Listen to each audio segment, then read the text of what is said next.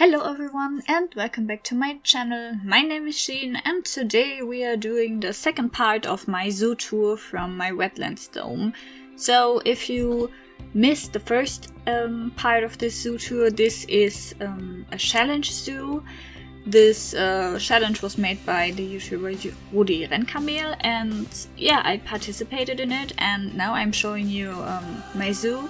And we already did a bit of the zoo, and in this part I will show you the rest of it, and we are going to start with the Beaver Dam, so have fun. Now back outside we go to the Beaver Dam. So this is like the North American area. So here little picnic benches to sit and just enjoy the area. And here we will go to the American alligators. So it's a little bit elevated. And here you can see the American alligators. I try to make a swamp, kind of. I'm not quite sure I did this 100% accurately, but I've done my best. And as you can see here, we also have a little bit of rocks and wood and trees that are just laying under this bridge. Can't imagine what this would be if this whole thing is called Beaver Dam. So yeah, let's go to the other side, and here is the first time we will see our American beavers. So here are these two, and also it's decent sized for the beavers. So here's also some did you know stuff, and then we go over this bridge and see the whole beaver habitat again.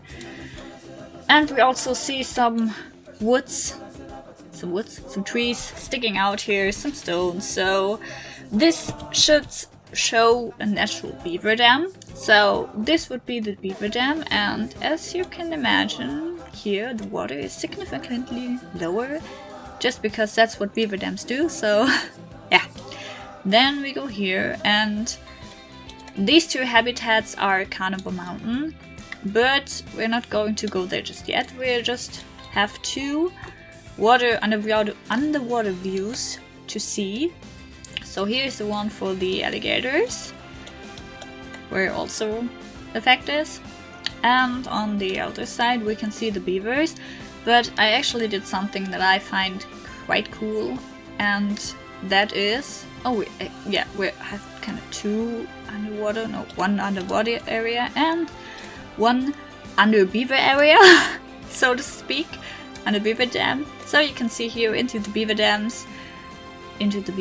and they actually go here sometime, but of course not now because that will be too inconvenient. And then we have these underwater area for the beavers. Yeah. So, and then we have to go to Carnival Mountain, or the wolves and bears habitat. So here are the wolves, and I tried to emulate like a mountain kind of area, so that the mountain itself is the barrier for the animals. So the animals can go, can go everywhere except for where the mountain is too steep. So that's what I wanted to have. So, and as you can see, it's there are all these snow walks because they could go quite literally everywhere and over there, but I think it's looking good nonetheless. So, and these two habitats are, and the whole theme of the Carnival Mountain is also the only theme that has nothing to do with any wetland or water. But I built this lodge, and in this lodge you can actually go into there because I put some shops there and some toilets. So look, we're in here and we have some shops, some toilets, some other shops. And I built this just because this is the furthest point outside of the view of the zoo, and I just wanted the guests to have something that they can buy here, so something to drink, something to eat, and that's why I built this lodge. And when I built this lodge, I was just, okay, this screams mountain lodge bears and wolves. So that's the reason why I built these 2 habitats, and that's also the reason why this is the only theme that has nothing to do with water whatsoever. So here we have our grizzly bears, and yeah, I mean it's quite frankly it looks kind of the same as a wolf habitat, but just with different inhabitants. So yeah, I would say let's go back, because this is a dead end. Here we are back at the beginning of the Beaver Dam, and let's go into the African Delta. And the first thing you will be seeing is a really large habitat, and you might be wondering what's inside of here, and then you see the sign and you know, okay, it's hippos. So this is the half of this habitat was built by Rudi. The indoor habitat was built by him, and I just made this whole outside area, and I changed a bit of the foliage inside, as well as I did with the platypus, because it just didn't fit the theme that I was going for. And yeah, I think we have here 3 or 4 hippos, and this is actually the size that the game requires for the hippos. And I always find it quite ridiculous how big this needs to be, but I mean, they're hippos, they're big animals, so I mean they're highly territorial, so I guess it makes sense that it needs to be so big. So let's go to the next walk-in habitat, which is for the greater flamingos. So yeah, I made these little huts. And these little huts are, I already used them in another zoo that I built, but I really liked them and they fit the vibe that I wanted to achieve so much with like these African deltas. I mean, a delta is kind of an area where I think where 2 rivers meet or something like that. I have somewhere inside here a sign that tells me that again, but honestly, I just kind of forgot, so. Oh, and about this fact, so a group of flamingos is called a flamboyance. I think that's super cute, but what I found out in the same research that I did for this fact was that a group of raven is called a murder. So if you see a group of ravens, you can call it a murder, and I think that's kind of funny and kind of scary at the same time, so do with this information what you will. Of course it didn't fit into, so I didn't put it into here, but yeah, the more you know, I guess. So yeah, and these little wooden pieces are the separation between the hippos and the flamingos. So yeah, let's just go on outside of the habitat so you can see them from here. The only thing I would think that a real zoo would kind of do different with these 2 walk-in habitats that we already saw was you need to go through them to see the animals. So if you are a little bit scared to go into some exhibits, you really have no choice.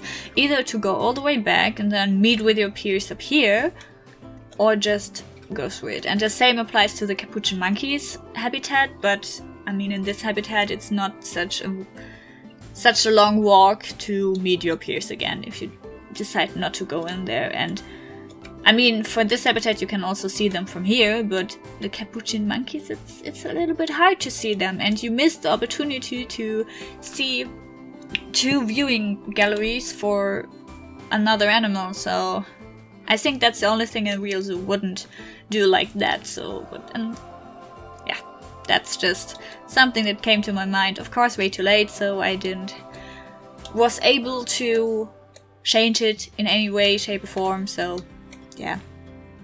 But it is what it is. So here another view of the land area of the hippos, and I had quite the struggle with making these pieces. So these are the pieces that Rudi did himself for the inside of the habitat of the hippos. So as you can see, I also put them here, down here, as the like sort of ending of the zoo, so you can see into the wild, so to say. And This were no problem whatsoever, but these were kind of hard to do because I needed to have them on both sides, and in the end I just duplicated everything and have it on one wall from the inside and then from the outside as well. But yeah, it was just a little bit of a struggle, but I think it came out okay, so yeah, let's go and... here. A delta is a low-lying landform composed of sediments deposited where a river flows into a lake or ocean. Okay, so no, not two rivers meet, but a river meets a lake or an ocean, so yeah. And I also put the fact that the Okavango Delta in Botswana is the largest inland one, because the Okavango Delta is one where hippos actually live. And I had a little bit of a problem because the greater flamingo doesn't live there, but I wanted to include a flamingo habitat, so I just didn't explain further in which delta this African delta is setted, but it's setted loosely more on the Okavango Delta because of the hippos living there, and I just thought, I mean, flamingos can fly, so maybe this flock, this flamboyance, just flew over there or something like that, but it's just a loose cannon, so I didn't say it's the Okavango Delta and instead said it's an African Delta. So, yeah. And then we go out of the African Delta and go into the Penguin Bay. Here we can see the African penguins, and when we go here, we have this beautiful, and I mean, I love this area, this beautiful underwater viewing with these African penguins, and I'm so much in love with just these stones from the aquatic pack, and I love to use them in my underwater viewing areas. To be honest, I would have used them in every of my underwater viewing areas if it wouldn't be so redundant, so yeah. And there are also many, so many penguins. I love penguins. So here we have another fact, and then we can go upstairs and go again on the way. So here, if we go here, we are in the Mangrove Forest again, but before we do that, we can take a last look at our African penguins. Oh, I love them so much. I don't know why, I love penguins in this game. I really love them. And also this habitat has a history which unfortunately I wasn't able to put into the zoo itself, so I'm just going to tell you. Because I had thought that before they had African penguins, they had king penguins. And it was more or less the same habitat with not that much plants and more rocks. But they had, in the end, they had only one left, and they couldn't get any more because the requirements for these animals also had changed quite a bit, and so the habitat would be too small for the amount of king penguins you would need to fulfill the needs of these animals, so then the habitat would be too small, and so they decided to just give this last penguin, it was a female, so they gave her the best life she could possibly live, even though she lived alone. And after she died, they acquired African penguins, which are a lot smaller, and so they can be housed in more numbers in a smaller habitat. And yeah, that's kind of that was the story behind this habitat. And then let's go back here. So here you can also go into the mangrove forest, and you see the second multi-species habitat. This time it's with Bornean orangutans, proboscis monkeys, small clawed otters, and the other type of tapir in the game. So yeah, this should be the first habitat we will see from the mangrove forest. So mangrove forests are in Asia most commonly. I know there are some on other continents in the world, but I just focused on the ones in Asia. And I'm not quite sure.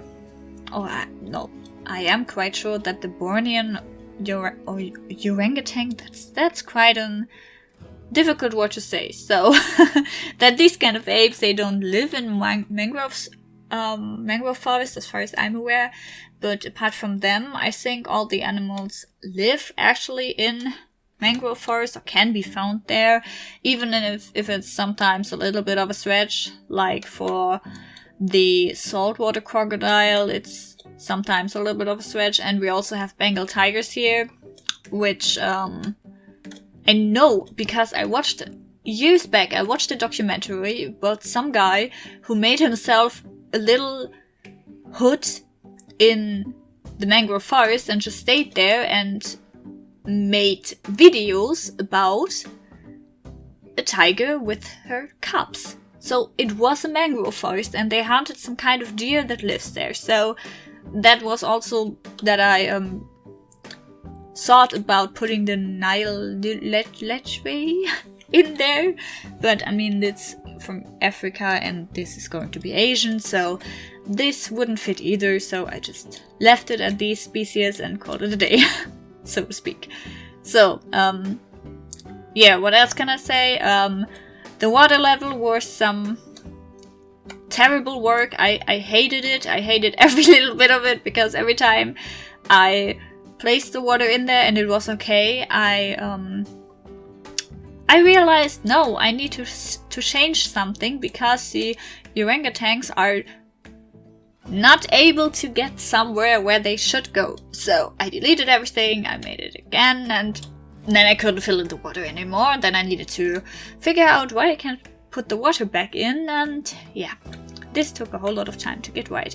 Especially since in the beginning, the water body for this habitat, the tiger habitat and the saltwater crocodile habitat, were one body of water, and that was not good. That was not the way to go. So if any one of you want to build something like that where it looks like one river, trust me, don't make it one river or you go insane, because that's quite frankly not doable in my case at least. So yeah, here is the little underwater area for apparently tapirs, but it was originally planned for the Asian small-clawed otter. So also this zoo is really proud in having the biggest and the smallest living otter species in their zoo. So they have the giant otter and the Asian small-clawed otter. Okay, to be fair, these are the only two otters in the game, but yeah, this zoo is proud of that too.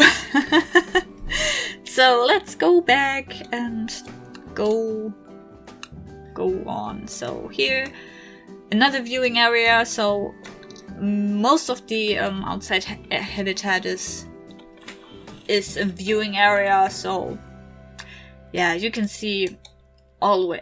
I made sure, even if it's a big habitat, you will always see at least one or two different animal species. I mean, we already saw the tapir and the proboscis monkey, and now we see an orangutan.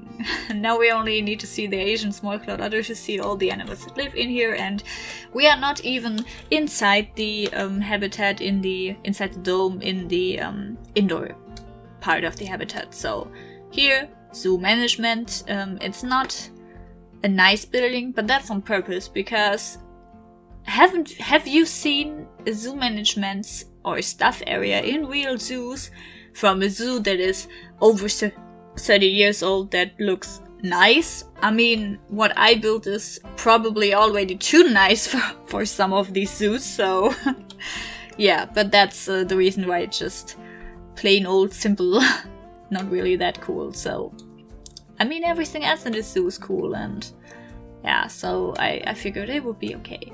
And also something that took quite some time to build was this hanging bridge.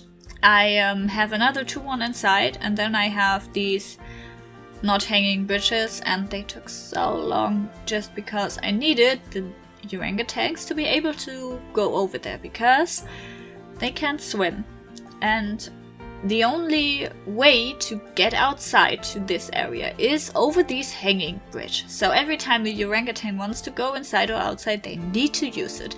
And so it was required to be accessible for them, and that took also quite some time. Because the other two entrances you see here on the other side, they are only for water, so no orangutan is going to be able to get through that. So, and now before we go inside, let's go to this dead end, because here we can go to the outside habitats of the tigers, the Bengal tigers, and the saltwater crocodiles. So here, this was actually the first hanging bridge I made, and then I just copied it and made it longer for the other habitat with the orangutans in it. So this is also some kind of temple. It's not really that good looking, but it looks nice compared or fitted in with all these mangroves and foresty stuff that I made. So yeah. So then you can go, also here you can buy food and drink and whatever else you want. And then you can go outside. And this is the outside area for the Bengal tigers. So we have two boats. I imagine it's some boats like they went here and they got there, and then their boats just kind of got stuck, and then they saw the tigers and they just ran away and called whoever you call when you see a tiger and want to be picked up from a place in the wild.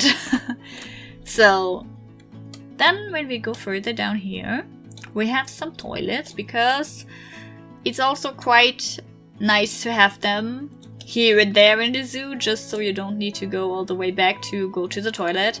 And then you can go and watch the saltwater crocodiles from here. And let me see if we can see one.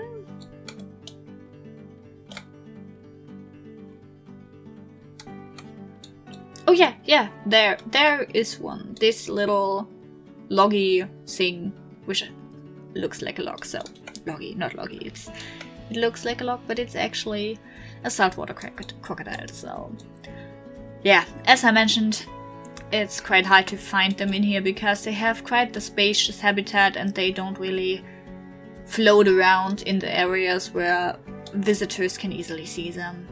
Somewhere is a second one in here, but I doubt we will see her, because I think this is him. So here we are again, and now let's go inside. We have just a few things left, so let's do this quick, because I fear this video is also really long again. But let's see how much time it has in the end, and then I will see. So here, indoor habitat of the tigers. You can see them when they go through the bridge, over the bridge, and here they have some enrichment items. They can go down here, and on the other side you can see the multi-species habitat. Here are also some things that the animals would love to interact with, but yeah, we don't see any right now, so maybe if we move up here we will see more, because you can move to here and then look down here, but I don't quite see. Okay, here, orangutan, proboscis monkey, but I don't see any Asian small-clawed otter, so let's look on the other side, because the animals can go up here, and then the monkeys and the apes, so the orangutans and proboscis monkey, can go up here, and then they can go over this hanging bridge. So if you're lucky, you would be seeing an orangutan just walking over here, merely like 2 meters away from you. But that's not the case right now, and I also don't see any Asian small-clawed otter. Nope. So yeah, let's just move on. It's just like in real zoos, you don't always get to see all the animals, so. And here we are at the another viewing area for the Bengal Tigers, and here we have also some kind of pole, some signs for you to tell you where you can go to see some things, certain things. And then I would say let's go here for now. So we go outside of the multi-species habitat, where always a little bit of facts are shown in there. And here is the Platypus Habitat, which again, all of this was also done by Rudi. So yeah, that's that. And then we can go to the Penguin Bay, and this is the third and last walk-in habitat, and this is obviously for the African penguins. And also, obviously, I think this was built new, so this was not in the original king penguin habitat, because I don't think king penguins would appreciate that if people walked in with them. And I mean, they're a lot larger and stuff, so in my mind, this habitat with a walk-in enclosure was built after the last king penguin was gone. So, and here we also have some eggs lying in there, as well as a few enrichment items here and there, and then you can go all the way here to see them get something to eat. You can see the other viewing area from outside, and you see the entrance area to the multi-species habitat in the Mangrove Forest. So I think that's kind of neat, a little bit of a sneak peek behind the scenes kind of stuff. So yeah, and when we go outside of here, we are arrived at the stage of the zoo, which already also was built by Rudi. So here's the Platypus Habitat, and also these, I think you will remember them, these were built from Rudi, and I repurposed them for the Amazonian parts of the zoo. So I also changed a few of these plants here just to fit more of the African Delta vibe, and I put in these did you know facts, and that's all I did to this area. Oh no, that's not all. I also had to change a few rocks just so the animals were actually able to dive there. So that's what I also did, but except from that, I didn't change anything from his original design. So yeah, and then we can go finally and see the Outback Hole Imbiss. And the reason why it's called Imbiss, because here are the two shops where you can get something to eat and drink. And then we also need to see the Saltwater Crocodiles, so let's go there. So we're back at the Bengal Tigers, and now we see also here some shops. And now let's go this way, because here is the Saltwater Crocodile Habitat. Here also some kind of toilets. I made sure they look also quite old and nasty, just to fit the vibe, because it's an old zoo, you know? I mean, also on the ground you can always see that it's quite used up, so yeah. Let's go to the underwater viewing and hope we see one. Oh, we also see one! Here, there is the other saltwater crocodile, so yeah. That's the underwater area for the saltwater crocodiles, and we actually saw both of them. Amazing, because sometimes I didn't even saw both of them until I flew into the habitat itself. So also here's a sign for a fact, and then when we go here up there and walk over here, we have another fact, this time about the Mangrove Forest. And then on the other hand we have a replica of a crocodile nest. So they built the crocodile nest out of plant materials, and they guard it until the younglings hatch. So they are very, very good parents. They defend the younglings before they hatch, and they even defend the younglings after they hatched, and until they reach a certain age, the parents will defend them.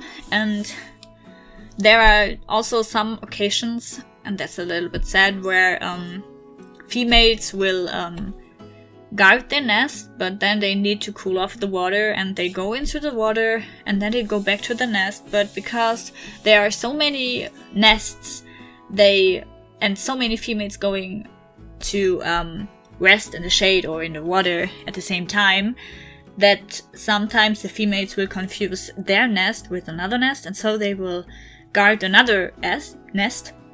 And if they are the dominant female, the original mother wouldn't be able to defend her nest, so then she just lost her nest to another female that was just larger and more dominant than her. And the worst thing that could happen is after they hatch, the mother has their motherly instincts, but they don't last very long because they were not her children, not their younglings, and then they will just leave them to die.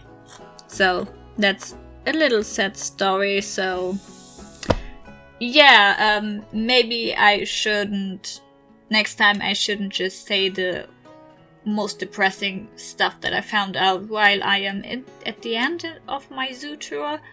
Oh, okay, no, I'm not at the end. There's one thing, and actually this is quite nice and disturbing at the same time, that I can show you. So this has to do with the Platypus Habitat. As I said, it's originally was a koala habitat, and as you can see, and I also told you, the only 2 facts that are not looking so old are the 2 platypus facts. So here, this is the first one, and if we go around here, there is a second fact, but it's actually not about the platypus, because I thought sometimes zoos have so much to do they aren't able to get to the things that they needed to do in the right time. So yeah, it's a koala fact that hangs here 2 years after they put platypus in here, and I just thought this would be nice, like a little Easter egg.